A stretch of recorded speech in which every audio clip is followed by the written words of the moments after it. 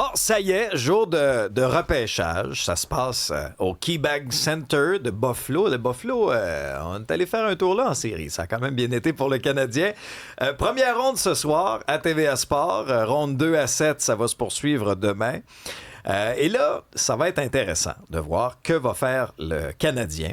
Jean-Nicolas Blanchet, adjoint au directeur des sports au Journal de Montréal, Journal de Québec. Vous pouvez lire ses chroniques avec intérêt. Celle d'aujourd'hui, d'ailleurs, est très, très bonne. Avec Kent Hughes qui est mort de rire, qui est crampé. Jean-Nicolas, salut. Salut Alexandre. C'est la première fois qu'on fait de la radio ensemble, mais je t'ai intimidé par ta belle voix mielleuse. Là. Je vais essayer de prendre une belle voix du matin. Là, oui, toi aussi. Oui, enveloppante et soivée. Voilà, toi aussi. Parfait. Oui, la voix du vendredi. La voix du vendredi. Hey, je voulais qu'on jase sport ensemble aujourd'hui, Jean-Nicolas, parce que explique-nous d'abord un peu là, le tour d'horizon. Est-ce que c'est une bonne cuvée cette année au repêchage? Puis là, c'est les Leafs qui parlent en premier ce soir.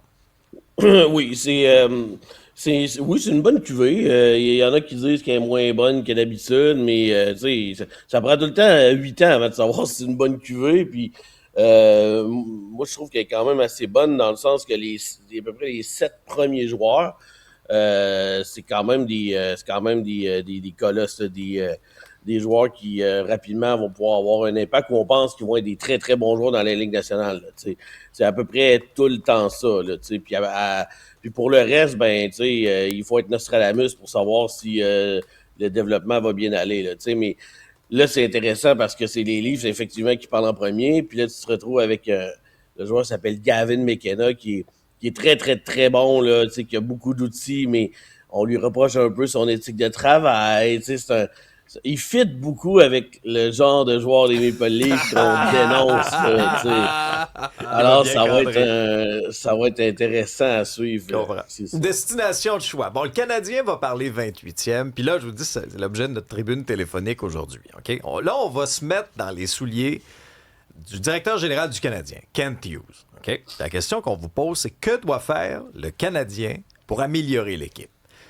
Est-ce que ça passe par une transaction? Si oui, c'est quoi les besoins qu'on comble? Est-ce qu'on repêche? Là, donnez-nous un peu votre idée. Puis on va faire l'exercice, toi et moi, Jean-Nicolas. Tu es Kent Hughes, tu es Jeff Gorton. Est-ce que ce soir, tu repêches? Est-ce que tu essaies de faire une transaction pour améliorer l'équipe? Puis tu cibles quel type de joueur? Premièrement, le repêcher à ce rang-là pour le Canadien, c'est une chance sur 3 d'avoir un joueur qui va être dominant ou qui va avoir une grande, grande carrière dans la Ligue nationale. Là. Fait que c'est pas un choix qui a une grande, grande valeur. Alors moi, ce que je fais, puis je pense que c'est ça qui va arriver, c'est que je vais essayer de bouger ce choix-là en l'incluant dans une transaction pour aller chercher quelque chose. Puis Kent Hughes, il adore ça, faire des transactions à ce moment-ci. Puis là, tu sais, c'est ça que j'ai écrit dans ma chronique ce matin, là.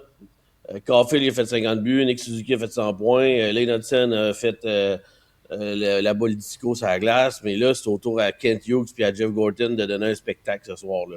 Ils sont rendus là dans le plan.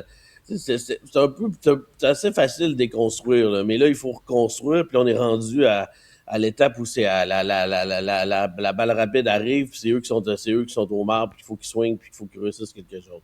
Moi, je pense que l'important, c'est que les Canadiens, ça serait bon d'avoir plus qu'un joueur sur le deuxième trio. T'sais. Là, on a un joueur sur le deuxième trio, donc on n'a pas vraiment de deuxième trio. Moi, je pense que ça prend un joueur élite à l'attaque pour être sur le deuxième trio. C'est sûr, tout le monde parle de deuxième centre. Si c'est un ailier, moi, je suis capable de vivre avec ça. Ben, je suis capable de vivre avec ça, peu importe ce qui va arriver. Mais je pense que la priorité, c'est un bon attaquant qui est bon dans les deux sens, mais qui est capable de produire offensivement pour le deuxième trio. Le reste, moi, je me précipiterai pas trop parce que le Canadien veut être bon longtemps. Là. Fait que si tu te débarrasses de tous tes bons jeunes joueurs, de tous tes espoirs, ben là, la fenêtre elle va être ouverte pendant pas assez longtemps. Le Canadien va être bon longtemps. Là. Alors, c'est ça mon... J'en ai que beaucoup de fans finis du Canadien là, qui s'impatientent sur les réseaux sociaux ces Comme temps-ci, toi. là, qui pognent les... Ouais, tu me connais, moi, regarde, je suis émotif. fébrile, je suis un émotif, je suis un fan fini qui saigne bleu, blanc, rouge, et qui s'impatientent parce qu'on voit toutes sortes de transactions dans la ligue, certaines qui sont un peu folles d'ailleurs, là, qui sont payées pour des prix de fou, puis ben là, on a le faux mot, là, on va manquer le bateau, nous, on prend personne. Ouais. Si, mettons, il n'y a pas de transaction là, dans le prochain mois, c'est-tu la panique? Est-ce qu'on pèse sur le gros bouton rouge ou on est encore correct? Ben, on est encore correct. Le Canadien a fait le corridor, là. Donc, puis là, il y en a qui disent là, il faut être plus gros, il faut être plus physique, il faut être plus rapide, il faut être meilleur offensivement. Des solutions, là, des recettes, le gâteau pour savoir comment gagner un Coupe Stanley, personne ne la connaît. Là. On ne sait pas. Là, les Hurricanes, ils étaient tout petits et ils ont gagné pareil. Mais quand même, Alex, il faut qu'ils fassent de quoi. Ils n'ont rien fait à date limite. Là, t'es même pas obligé d'un fan fini. Tu dis là, il faut qu'il y ait de quoi. Là. Pas le choix. Il y a de l'argent des joueurs des choix. Excuse-moi, Isabelle, Alex. est-ce qu'on a beaucoup de DG sur notre messagerie? On a quelques-uns. Ok. Alors, ce qui revient le plus, c'est ça, un gars physique. On a absolument besoin d'un deuxième centre, là, quelqu'un qui va te faire un genre de 60-70 points. T'en penses quoi? Ben, c'est Et ma tu proposition aussi. cibles pas mal. qui? Et tu cibles qui? Parce que je suis convaincu que toi, tu as regardé un peu ce qu'il y avait de disponible. As-tu identifié, quand on dit un bon deuxième centre, là, peux-tu me nommer quelques joueurs, disons, là, quand le DG du Canadien va faire son magasinage? Ah, lui, il pourrait être bon. Lui, il pourrait bien cadrer dans l'univers du Canadien. As-tu des noms pour nous autres? Ben, mon choix, moi, puis je pense que c'est le choix de bien du monde, c'est Nico Hischier ou Nico New Jersey. Hischier, mais on peut dire Nico Hischier parce que c'est un gars qui parle très bien français d'ailleurs. C'est un Suisse qui est le capitaine des Devils. Puis c'en est un, le gars qui est capable de faire même plus que 60-70 points, même 80 points. Ça va être sa dernière année de contrat. Là, il faut qu'il négocie avec les Devils. Là, s'il a signé cette nuit, puis je ne l'ai pas vu, désolé, mais je pense pas. Alors lui, il pourrait être très intéressant, mais c'est sûr qu'il va coûter cher, mais ça va être le temps de surpayer, là, puis de payer trop cher. Là. Le Canadien est rendu là, puis à un moment donné, c'est inévitable. Mais Ouais. lui, c'est un bon leader. Je l'ai vu aux Olympiques, j'y ai parlé un peu. Il est très gentil, puis c'est un candidat parfait. Une Ah, autre je sais. commande de Julie. Oui. Je veux un fonce dans le tas comme Gallagher, puis un compteur de ligne bleue comme Souba. C'est intéressant parce que là, Gali, on va le perdre, là. Il s'en va, là. Ouais, mais là, des fonces dans le tas, là, tu sais, je veux dire, on a là, parce qu'on a Jake Evans, Philippe Danault, Josh Anderson, tu sais, c'est bien le fun, là, mais c'est des gars qui font 10 buts par année, là, tu sais, ça prend des troisième trios qui font plus de points, puis Piquet Souben, désolé, mais l'avantage numérique du Canadien, c'est un des meilleurs de la Ligue, puis il n'y a pas de gars qui ont des tirs comme Piquet Souben, puis ça OK, marche. Mais, ici, on mais c'est dit sûr qu'on en prendra plein de Piquet Souben. Dylan Larkin. Dylan Larkin, qu'est-ce que t'en penses de lui? Red Wings. Dylan Larkin, il n'a pas intéressé de venir pour le Canadien. Il a dressé une liste d'équipes, Ouais. puis ça n'a pas l'air d'être dans ses choix. une là. relation Fait à que- sens qu'il mange la unique. boîte- qu'il mange la boîte. Ouais. Michel, lui, il est déçu de la défensive du Canadien pendant les séries. L'importance de bien entourer, notamment Lane Hudson. Est-ce que tu penses que Kent Hughes va faire un petit peu de magasinage à la défensive pour solidifier? Parce que, tu sais, on a vu un peu, tu sais, Struble, Jack-Eye, puis tu sais, c'est un peu interchangeable, puis...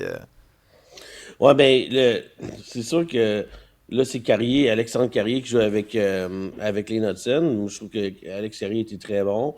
Là, c'est compliqué parce que t'as David Reinbacker qui est un espoir tu sais, qui. Je sais que ça a été long, mais il peut faire le travail. Tu sais, alors lui, il est capable de combler un besoin. Puis là, t'as Caden Goulet qu'on pensait qu'elle allait être très bon, qui est correct. Tu sais. Alors ça, c'est une autre option, là, comme si on est Kent Hughes, là, de brasser les cartes puis de décider d'échanger quelques défenseurs pour avoir un Ouais. gros défenseur comme Jacob Trouba, on parle de lui là, qui pourrait venir aider. Je suis pas sûr du temps que ça, là, mais ça peut être une option. Non, puis il y a un autre auditeur qui nous écrit aussi, puis c'est important, parce qu'il faut trouver, disons, un joueur qui va bien cadrer dans l'environnement du Canadien, là, qui va pas se traîner bottine. Il dit comment éviter les mercenaires à la chasse qui viennent juste prendre un chèque. Faut amener à Montréal un ajout qui va être un plus, qui va avoir un impact tout de suite, qui va bien, tu sais, se mouler au groupe. C'est important, ça, parce qu'une chimie d'équipe, tu peux défaire ça avec un mauvais ajout. Ben oui, puis je pense que le groupe le groupe de leaders du Canadien, là, tu vois là, avec Nick Suzuki ce qui se passe contrairement à Ottawa ou à tout croche ou dans plusieurs équipes comme ça. Là, donc, oui, c'est sûr que ça va prendre un. Puis il faut pas faire un changement pour faire un changement. Là, il y a quand même 4 équipes. Il restait 4 équipes à la fin, dont le Canadien. Là, fait qu'on a peut-être été déçus par la défensive, mais ça reste des jeunes joueurs qui vont s'améliorer. Là. Ouais. Donc, il faut pas non plus. Puis l'an prochain, il va encore avoir plus d'argent disponible. Là. Donc, là, il faut pas paniquer, là, mais il faut juste un gros move, puis après ça, on va être content. Bon, on va aller au téléphone rapidement. Ismaël est là. Bonjour, Ismaël. Bonjour, bonjour. Bon, alors, vous êtes DG du Canadien, vous faites quoi? Comme j'ai dit, il faut ramener un gros centre de deuxième trio. Puis idéalement aussi un autre défenseur, peut-être pour compléter le deuxième trio en défense. Mais idéalement, la grosse priorité pour moi, c'est un deuxième centre. Puis comme le monsieur a dit, là, c'est Nico Hischier, pour moi, C'est votre premier choix. C'est mon premier choix. Pourquoi vous l'aimez? Pas de meilleure option. Ouais, pourquoi vous l'aimez, ce joueur-là? Comment? Pourquoi vous l'aimez, ce joueur-là? Pourquoi vous aimeriez le voir à Montréal? C'est un joueur qui est physique, qui marque beaucoup de points, qui est important dans son équipe, puis qui peut vraiment bien compléter Demidov pour moi. Ismaël, très apprécié. Un gros merci pour l'appel. Alors, en conclusion, Jean-Nicolas, ça revient souvent. Deuxième centre. Puis, regarde, Olivier, je vais finir avec ça, tiens. Il veut absolument que tu nous parles de Jason Robertson, qui aurait refusé 15 millions en moyenne par saison pour 8 ans avec le Kraken. Ah, ouais, j'ai vu ça, là. Là, c'est 15 millions. L'an passé, Kaprizov va signer 17 millions. Là, il y a aussi Connor Bedard qui va renouveler. Ça va être autour de ces montants-là. Là. Wow. Non, là, la masse salariale, elle monte. Puis là, nous, là, on a Nick Suzuki qui fait 100 points, qui gagne pas 9 millions. C'est pour ça que quand je dis Canadiens, il est mort de rire. Là. Ben oui. Le Canadien a bien géré ça. Là. Donc, d'après moi, ils vont pas s'emballer et donner 17 millions à Nico Hischier. Il faut qu'il soit conséquent et qu'il prenne des décisions. En tout cas, il va le surpayer, mais on ne va pas se rendre à 36 millions par année. Là, Alors, on surveille ça ce soir. TVA Sport, Jean-Nicolas Blanchet, notre collègue du journal. Un gros merci. OK, bon week-end à la gang. Salut. Salut.